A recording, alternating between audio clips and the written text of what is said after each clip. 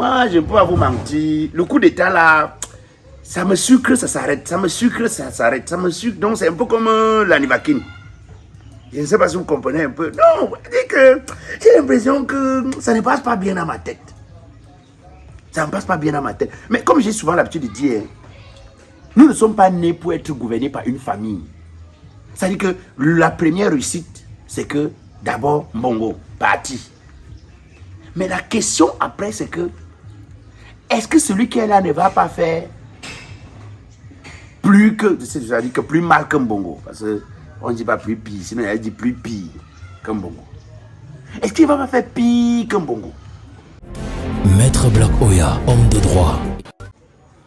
Moi, je pense que c'est le docteur Monkam Galamo, docteur en mathématiques depuis Washington, qui doit résoudre l'équation de ce qui se passe en Afrique. Voilà le vent qui est en train de souffler dans d'autres pays, à l'Afrique de l'Ouest, qui est en train d'arriver en Afrique centrale. Au point où les Gabonais que je connaissais polis, gentils, respectueux, disciplinés, sont devenus un mal élevés. Hein. C'est-à-dire, tu parles aujourd'hui avec un Gabonais, le gars te dit d'abord, écoute le nom du pays, Gabon. Nous sommes les Gabons. Même nos militaires sont bons. Pas les militaires des pays où ils savent seulement jouer au pari, football, la bière et tout. Et souvent, ils parlent comme un Gabonais te parle, maintenant tu dis, hé les Gabonais, petit essai de coup d'état qu'on n'est même pas sûr que ça va tenir longtemps, papa. Vous êtes déjà mal élevé comme ça là, prétentieux. Ça veut dire quoi? Mais, honnêtement, sans vous mentir, j'ai compris que l'homme africain, quand lui dit qu'il veut signer au pouvoir, quand lui dit qu'il veut dormir au pouvoir, même la AVC ne l'effraie pas. Oui. Sinon, en réalité, avec les signaux qu'on avait au Gabon, vrai, Ali, avec les petits signaux que même la nature t'avait déjà envoyés, je me disais que tu devais te rendre compte que ici, là, c'est un peu pour toi. Hé, papa. Donc, pourquoi vous faites souvent comme si nous autres, nous sommes venus vous accompagner et que nous, on n'avait droit à rien? Vous nous avez transformés comme nos députés de l'Assemblée nationale au Cameroun. Hein? Champion seulement pour applaudir. Souvent, un député applaudit comme ça, on demande à son frère, on a même dit que quoi? On dit que non, on disait qu'on va augmenter encore les prix de denrées. Il dit, ah, ça fait quoi? Je gagne 1 million à la fin du mois, non? Il applaudit encore. Donc, il applaudit même sans savoir pourquoi il applaudit. Pourquoi vous avez l'impression que nous sommes seulement venus vous applaudir? Que nous n'avons droit à rien? Que nous ne pouvons pas aussi espérer quelque chose de grand? Hey! Ah non, hein, papa. Vous aussi, nous sommes les enfants des gens. Nous sommes dit que nous sommes sur la terre ici là pour essayer aussi d'exister comme vous. Il y a des réactions, on se demande qu'est-ce que vous voulez même à la fin. D'abord, j'avais expliqué ici que vous ne pouvez pas être là. C'est-à-dire que vous êtes aux affaires depuis peut-être 10 ans, 20 ans. Et vous avez peur de ceux qui ne sont pas aux affaires. Alors que vous avez tout avec vous. C'est-à-dire que quand quelqu'un est aux affaires, imaginez un chef d'État qui a fait 10 ans aux affaires. Ça veut dire qu'il a l'administration avec lui. Il a l'armée avec lui. Il a la justice avec lui. Il a même les moyens pour payer le peuple. Il a même la possibilité de bien travailler pour que le peuple soit satisfait. Quand il dit même pour payer le peuple, il paye le peuple pourquoi? Parce que quelqu'un qui a les possibilités de développer, de transformer la République, de faire des choses pour que le peuple soit satisfait, pour que le peuple trouve toutes les raisons de l'accompagner. Je me demande comment vous faites même pour tricher les élections. Moi, j'ai toujours dit que ces chefs d'État africains qui verrouillent le système électoral, c'est parce qu'ils savent qu'ils sont des cancres. Oui, excusez-moi, c'est parce que... Oui, attendez un peu. C'est-à-dire, moi, je suis aux affaires. J'ai la possibilité de faire les puits pour que, où il manque de l'eau, que cela ait de l'eau, afin que je sois voté tranquillement. J'ai la possibilité de l'emploi à ceux qui n'ont pas d'emploi. Pour que quand ils veulent partir à l'élection, ils disent que bon, vous avez voulu l'emploi, je vous ai donné l'emploi, non? C'est-à-dire que tu as tous les moyens avec toi. Mais c'est encore toi qui verrouille l'élection. C'est encore toi qui bloque tout. Tu mets un système électoral où toi seul tu contrôles. C'est-à-dire que, non, ça veut dire que toi-même tu sais que tu es un cancre, tu es un nulard. Parce qu'un monsieur qui a gouverné 10 ans, 20 ans, 30 ans, qui refuse d'ouvrir le système électoral, de libéralisme, il sait qu'il ne fait rien, qu'il est un jongleur. Il sait qu'il n'est pas un politicien au service du peuple. Quand tu es un politicien au service du peuple et que tu as les moyens du peuple pour développer les choses pour le peuple, mais qu'est-ce qui peut encore justifier que tu sois dans les petites combines, dans les petites tricheries? Qu'est-ce qui peut encore justifier que tu sois obligé de mettre le code électoral à ton avantage, de mettre ce qui gère l'élection à ton avantage, que tu sois encore obligé d'utiliser la justice, d'utiliser les influences, d'arrêter les opposants qui essaient de... Non. Moi, excusez-moi, mais... Moi, je dis que quand quelqu'un commence à réagir comme ça veut dire qu'il sait que depuis qu'il est là, il se sait et il ne sait pas le peuple et le peuple est remonté. Moi, il y a un constat que je fais depuis un moment, surtout dans nos pays africains, surtout les pays de l'Afrique francophone là. Tu vas te rendre compte, un monsieur là, il dit que non, le peuple a demandé que je sois là, le peuple a demandé que je change la constitution pour me maintenir parce que le peuple a besoin, on a des challenges avec le peuple. Mais quand tu regardes, quand tu entres par exemple dans un bar, quand tu tends le micro dans une rue, tu poses la question aux gens dans la rue. Est-ce que vous êtes heureux? Tout le monde pleure. Mais il fallait voir le score d'élection quand il gagne l'élection. Hein. Quand il gagne l'élection, tu vois seulement les 80%. Tu vois seulement les 78%. Les 100% même. Mais tu te demandes, papa, qui te vote 100% avant que le peuple qui te vote est en train de pleurer dans la rue. C'est-à-dire, le même peuple te vote et le même peuple est dans la rue en train de dire que ça ne va pas, trop c'est trop, on n'en peut plus. Est-ce que c'est ce même peuple qui te vote avant d'étouffer comme le peuple étouffe là? Tu comprends que c'est parce que le gars il a mis un code électoral, si vous voulez, un système électoral que lui contrôle, qu'il fait comme il veut avec, qu'il manipule comme il veut. C'est-à-dire qu'il triche. Tu constates très bien que tout ce qu'il a mis autour, c'est à son avantage. Mais si vous êtes, c'est-à-dire que, imaginez, c'est un peu comme si je veux bagarrer avec mon petit frère de 5 ans. Je m'en vais encore prendre la machette pour mettre dans la poche. Mais ça veut dire que je suis un cancre. Pas même le fait que le départ de 5 ans me prédispose déjà vainqueur. C'est-à-dire que vous êtes aux affaires, vous êtes incapable de convaincre le peuple par le travail, par le développement, les choses qui sont palpables et visibles. Si un gouvernant est aux affaires dans un pays africain, et qu'après 20 ans, après 10 ans de gestion, il est encore obligé de bloquer tout, système électoral, tout ça. Il faut savoir que ce gouvernant est dangereux. Il faut savoir. Il faut savoir qu'il est dangereux. Mais pour ce qui est du coup d'état du Gabon, je l'ai dit, je redis encore. Le coup d'état là me paraît très suspect. Excusez-moi. Hein. Le coup d'état là me paraît très suspect. Un temps, moi, je me suis assis et dit, hey, c'est vraiment un coup d'état normal, avant que la France soit contente, comme ça, là, et tout ça. Tu vois, les Français sont contents, hein. Sur tous les plateaux, il y a les France 24, ils sont vraiment heureux. Que non, le dictateur est parti. Tu dis, hey, ceux qui sont dans d'autres pays, là, ne sont pas les dictateurs, papa. Ce sont les quoi? Avant que vous les célébrez. Donc, Bongo était le plus piètre, le plus dangereux, au point où... Tu regardes, RFI, dictateur est parti. Tout ce qui est chaîne européenne, je dis que...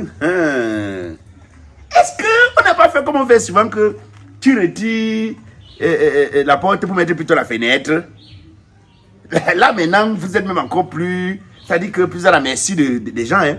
Moi, je pose moi seulement. Parce que quand la France est unanime pour une action, je dis, mais est-ce que Bongo était encore au service même des Français là? C'est des petites questions, vous savez, nous qui sommes pas à l'école, on se tulipine un peu l'esprit avec des questions pour essayer de comprendre. Puis on veut un peu comprendre quoi, puis un peu le système, parce que les géostratèges, les géopoliticiens, il faut qu'ils nous expliquent. Est-ce que, voyant un peu comment ça se passe en Afrique, si sont à l'école, ils disent que voyant la géopolitique africaine, est-ce que quand vous servez les intérêts de la France peut être unanime et peut être satisfait du départ brusque? Bon, prenons l'exemple du Tchad. N'est-ce pas, le père est mort d'une manière dont personne n'a expliqué à personne jusqu'à aujourd'hui. Et le fils a été installé d'une manière inacceptable par le peuple. Au point où aujourd'hui, l'opposant qui s'est opposé à cette façon de faire, à cette monarchie qu'on a installée, se retrouve à l'étranger. Et le gars aujourd'hui, il est exilé. Et on a vu le président français venir dire que non, les choses vont bien. A fait adouber, c'est comme on dit souvent en bon français. Il est venu adouber. le fils de l'autre. Bon, si c'est que la France était un pays qui aimait seulement trop la démocratie, pourquoi la France n'a pas dit au Tchad que, après autant d'années de règne, vraiment il faut laisser aussi quelqu'un d'autre, ou bien il faut ouvrir une démocratie normale, une démocratie visible, paisible.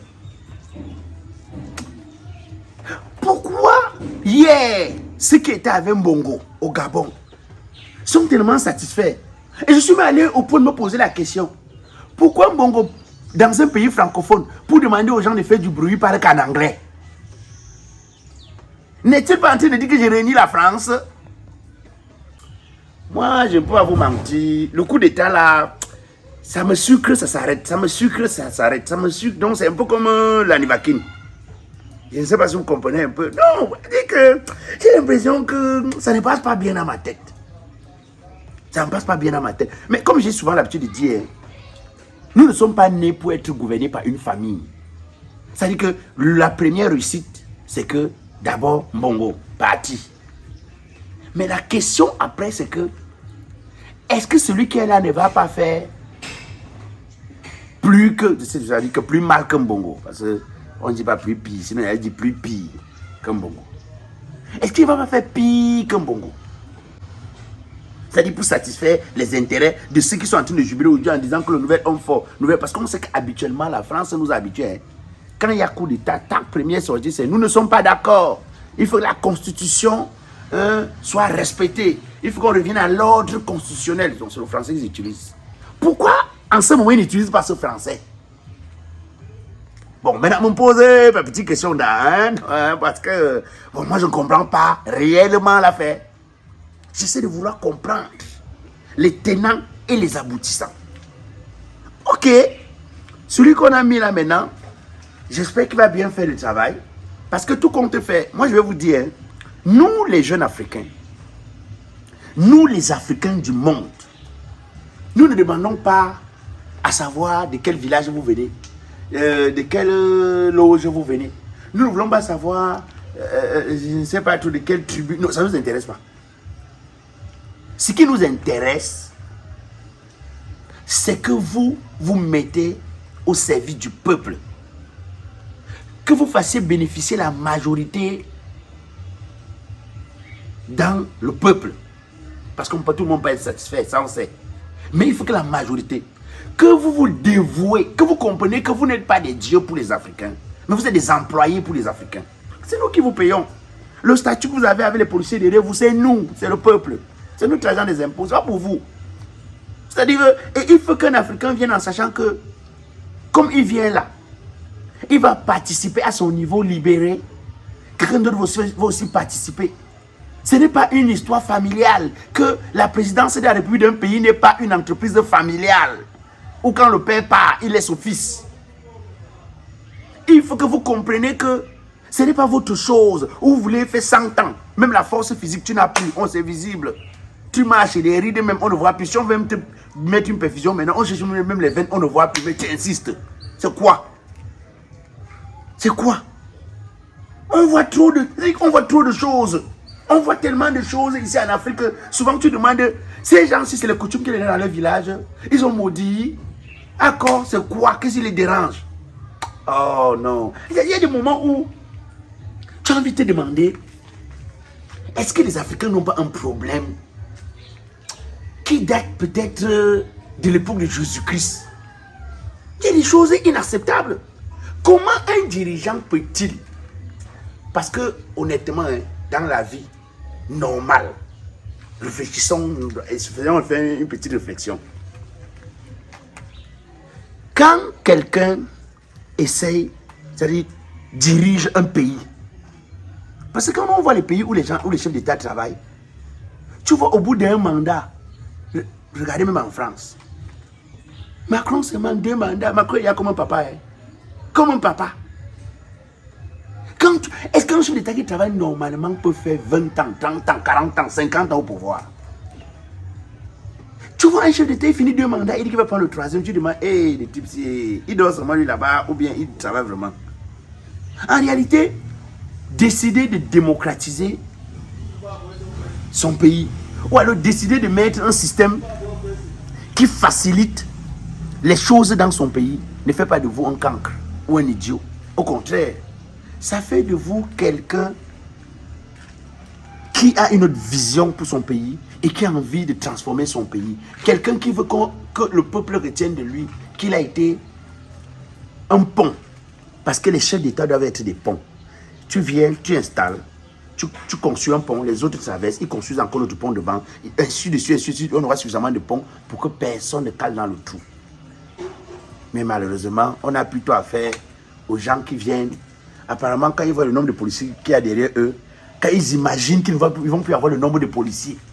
Quand je regarde la quantité d'argent qu'on a trouvé dans la maison, que ce soit des Mbongo et tout, même si je regrette qu'on ait affiché les gens comme ça, parce que quand vous finissez d'afficher les Mbongo comme ça, de montrer qu'il y avait 100 milliards, c'était l'endroit, vous pouvez dire ça sans montrer. Quand vous finissez de faire ça, la question c'est que, est-ce que vous savez que vous êtes en train de susciter aussi? Parce que l'Africain, dès qu'il a vu, il a envie de faire. Ne soyez pas surpris que le futur président qui va venir au Gabon là, lui aussi vous croyez que c'est lui qui va rester en arrêt, qui ne va pas chercher aussi à se mettre à l'abri ou bien à faire des trucs. Moi je crois plutôt qu'en ce moment, ce qui a été fait au Gabon, c'était déjà quelque chose de bien, mais il faut peut-être faire les choses et nous montrer l'intérêt du peuple. Il ne faut pas faire les choses, après à la fin, le peuple se rend compte que ce n'était pas pour lui. C'est que ce sera malheureux. Bon, de toutes les façons, vous avez dit que mon slogan c'est Pinanga Zoa Mendanda. Doucement, doucement. On n'est pas là. On va que doucement, doucement, petit, petit.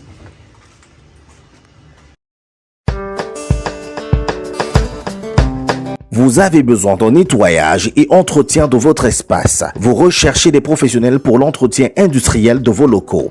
Vous ferez bien de vous référer aux experts des établissements P.A.Dias. Les établissements P.A.Dias, c'est plusieurs années d'expérience dans le domaine de nettoyage industriel en France, en Belgique et désormais en Afrique et au Cameroun en particulier. Les établissements P.A.Dias, c'est la remise en état de propriété de vos locaux en fin de chantier. C'est aussi la vente de matériel et produits de nettoyage respectant les normes internationales et environnementales. C'est l'assainissement et phytosanitaire et la prestation de services. Écrivez-nous dès maintenant via notre adresse p.adiasfrancam@gmail.com. Si vous êtes en France, direction générale 39 rue du Belvédère 78 410 Aubergenville, France 0033 604 47 24 53 0033 635 93 73. Cameroun, Yaoundé, Madison et Sos plus 237 694 69 48 62 675 27 98 66 670 70 03 86. Établissement P.A.Dias. Votre propriété, notre affaire.